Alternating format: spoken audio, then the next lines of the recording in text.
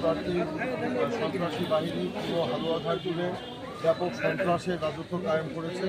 বিভিন্ন জায়গায় আমাদের নেতা কর্মী সমর্থক যারা ভোট দিয়েছে তাদেরকে তাদের বাড়ি ঘরে হামলা, তাদেরকে হুমকি প্রদান ইত্যাদি করে আসছে।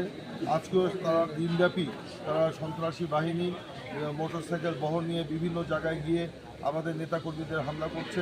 একটু আগেই দেখেছেন, আমি এখানে হালুয়াঘাট হাসপাতালে দেখতে এসেছিলাম। আমাদের বাঘাইতলায় যে বিএনপির অফিস আছে সেখানে তারা শামীমের নেতৃত্বে আপনার প্রায় শতাধিক গাড়ি মোটরসাইকেল নিয়ে তারা রড, হকি স্টিক ইত্যাদি নিয়ে যে তারা আমাদের অফিসে হামলা করে এবং অফিসে বসে থাকা একজন শ্রমিক দলের সাধারণ সম্পাদক রুহুল আমিন সহ এবং সেই অফিসের কেয়ারটেকার সহ আরও প্রায় 3 জনকে তারা মারাত্মক বেদমভাবে প্রহার করে তাদের হাত পা ভেঙে দেয়। তারা এখন মুমূর্ষু অবস্থায় এই হালুয়াঘাট হাসপাতালে চিকিৎসাধীন আছে। কিছুক্ষণ আগে আমি শুনেছি স্বদেশী ইউনিয়নে সেখানে একটি ছেলেকে তারা পিটিয়ে হত্যা করেছে।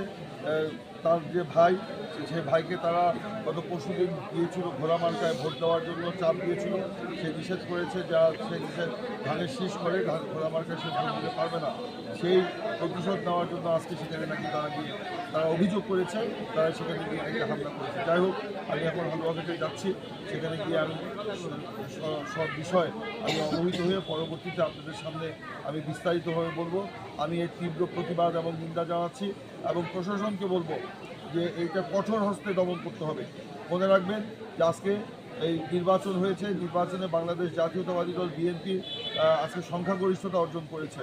সেই বিএনপির নেতাকর্মীরা এইভাবে আপনার সন্ত্রাসী হামলার শিকার হবে, এটা কখনোই মেনে নেওয়া হবে না।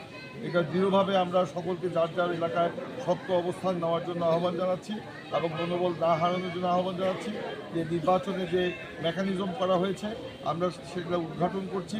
আমরা অলরেডি নির্বাচন কমিশনে এই আমাদের ফলাফল স্থগিত রেখে আমরা পুনর্গণনার আহ্বান জানিয়েছি এবং সকলকে আমরা এই ব্যাপারে দৃঢ়ভাবে অবস্থান গ্রহণ করার আহ্বান জানাচ্ছি।